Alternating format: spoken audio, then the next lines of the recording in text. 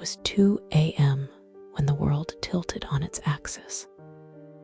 I was scrolling through my sister's ridiculously curated social media feed when I saw it. A post captioned "Art is destruction." There, in a series of professionally shot photos, was our mother's wedding dress, or what was left of it. Chloe, my sister, was laughing maniacally, covered in mud and red paint, with the delicate vintage lace torn to shreds around her.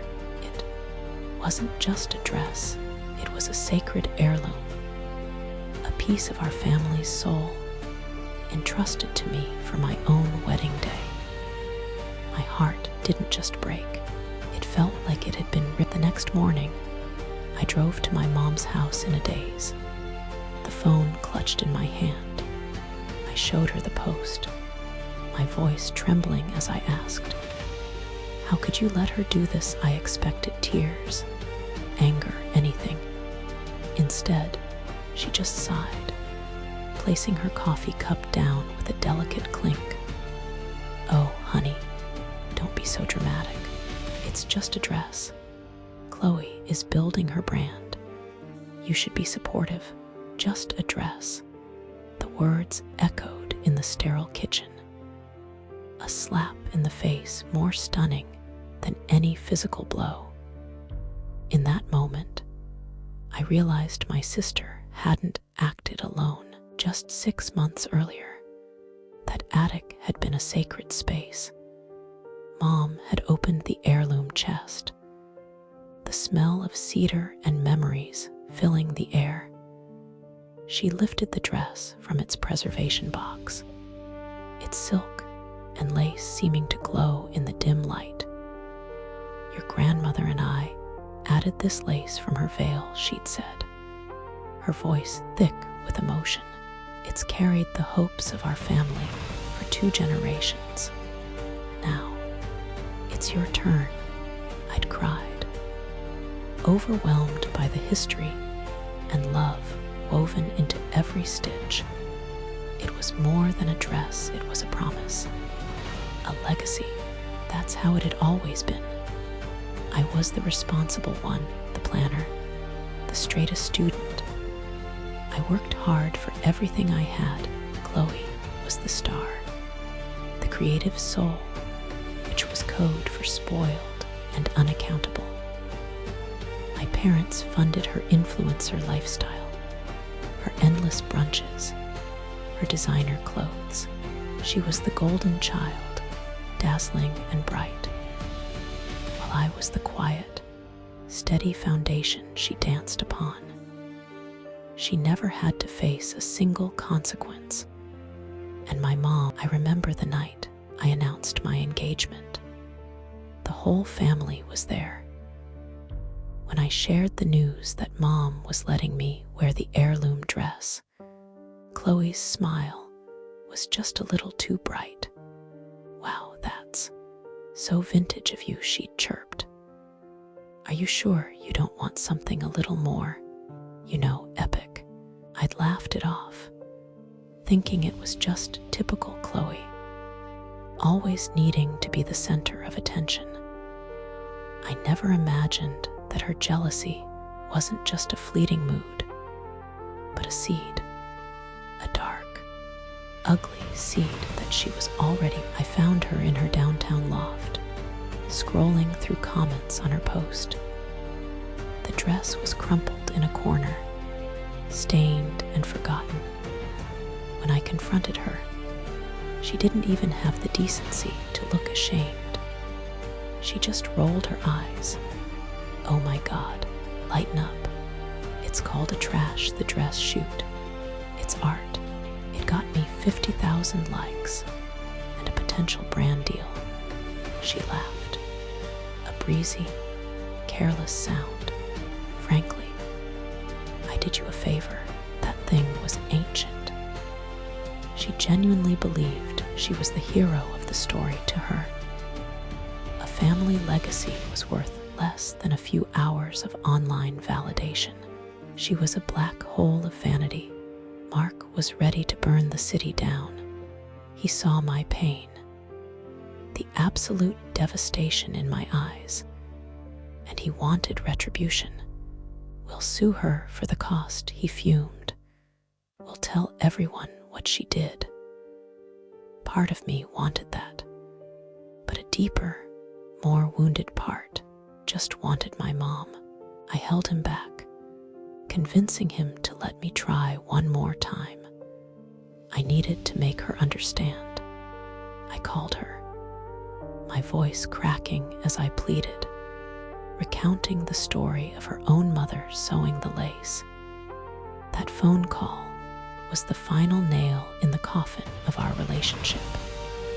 There was no sympathy, just cold, hard defense for her favorite daughter. "Your sister is trying to build a career, something you wouldn't understand," she said, her voice dripping with condescension. "You have a stable job. You can afford a new dress. You need to stop being so selfish and think about her for once." Selfish. The accusation hung in the air. So absurd, it was almost laughable. I wasn't just grieving a dress anymore. I was grieving the mother I thought I had, the one who was supposed to love. Something inside me finally snapped. I went through my phone and surgically removed them from my life. I blocked Chloe's number and all her social media. I started sending my mother's calls to voicemail. The silence that followed was heavy, but it was a clean silence, a necessary one. Mark held me through the nights. I would wake up crying. He became my entire family, my rock, my safe harbor in a storm that had been brewing my whole life. I was finally choosing myself. We had a wedding to plan, so we pushed forward. We found a new dress at a boutique downtown. It was beautiful, a simple, elegant sheath that Mark said made me look like a goddess. I smiled and said yes to the dress, but in my heart, something was missing. It had no story. It held no memories of grandmothers and mothers, no whispers of family history. It was just fabric. As I stood there, staring at my reflection, I felt like an imposter in my own life, a bride. A few weeks later, an unknown number called. It was my grandmother, my mom's mom. Her voice, usually warm and gentle, was like steel. "I saw what your sister did," she said. No preamble. "I am so sorry, my dear. But there's something you need to know." A chill went down my spine. That dress. It was never truly your mother's to give away in the first place. She failed a test, just as I feared she might. A test. My mind raced, trying to make sense of her cryptic words. A tiny flicker of something, not hope. But we met at a small cafe the next day. She looked older, weighed down by a sorrow I was only just beginning to understand from her purse. She pulled an old manila envelope, brittle with age. "Your grandfather was a very wise man," she explained softly. "He loved your mother, but he was not blind to her weaknesses, her tendency to favor the shiny over the substantial. He wanted to ensure our family's real legacy went to someone who would cherish it." Inside the envelope was a letter in my grandfather's looping script, and a set of the letter explained everything. The dress was more than an heirloom. It was a test of character, sewn into the hem.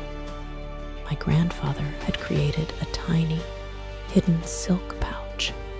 In that pouch was supposed to be a key to a a safe deposit box.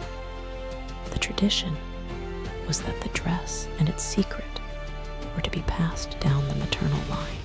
Its stewardship was meant to prove that the recipient was responsible, respectful of history, and worthy of the real inheritance. My mother's duty was to protect. My grandmother then revealed the final piece. I never trusted your mother with the real key, she confessed, a sad strength in her eyes. Years ago, I replaced it with a worthless decoy. I held onto the real one, hoping I'd find the rightful heir.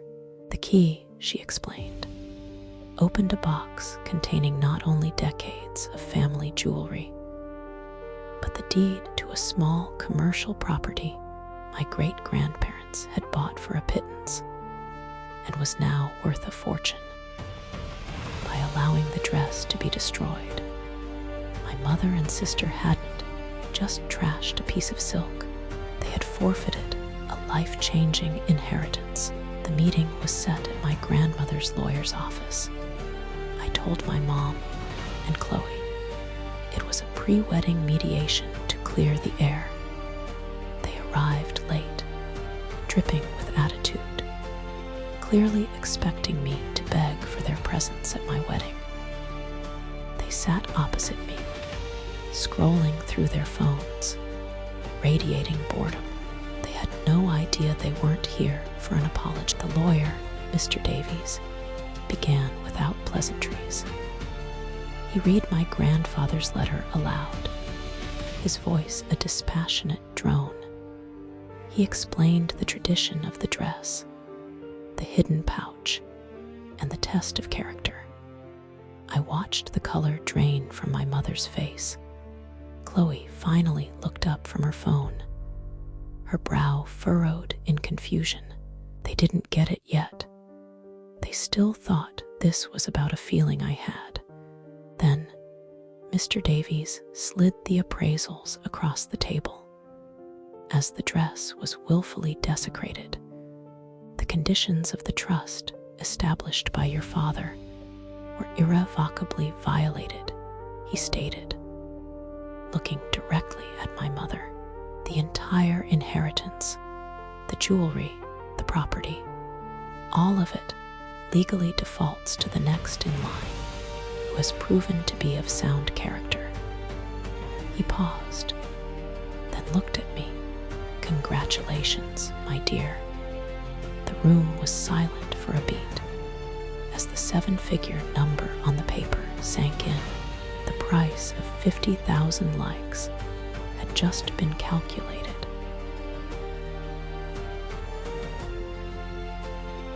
Chloe erupted like a volcano. That's not fair. I didn't know she shrieked, her influencer mask crumbling to reveal the spoiled toddler beneath. My mother turned to me, her voice a desperate, syrupy whisper. Honey, we're family, we can share this. You wouldn't be so cruel. I finally stood up, feeling a strange calm settle over me. I looked them both in the eye and said, you made your choice. You decided our history was worthless. Then I looked at Chloe. Enjoy your brand deal. And with that, I walked out of. My wedding day was perfect. It wasn't in a grand hall, but a beautiful garden, filled only with the people who truly loved us. I wore my simple, elegant dress, but around my neck was my great-grandmother's diamond necklace, the first piece I claimed from the inheritance. My grandmother, my true matriarch, walked me down the aisle as I stood with Mark, exchanging our vows. I felt no anger, no sadness. I felt only peace. I had lost a dress, yes, but I had gained a future, built not on a fragile heirloom, but on a foundation of genuine. We sold the property and used the money to buy our dream home. I see Chloe's posts sometimes, they feel hollow. Her chase for validation more frantic than ever. My mom sends texts filled with guilt and passive aggression, but I keep them at arm's length. I learned the hardest lesson of my life. Family isn't an obligation. It's a privilege earned through respect, loyalty, and love.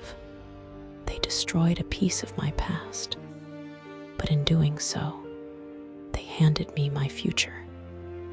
And the final joke was on them, because in the end, they weren't left with nothing.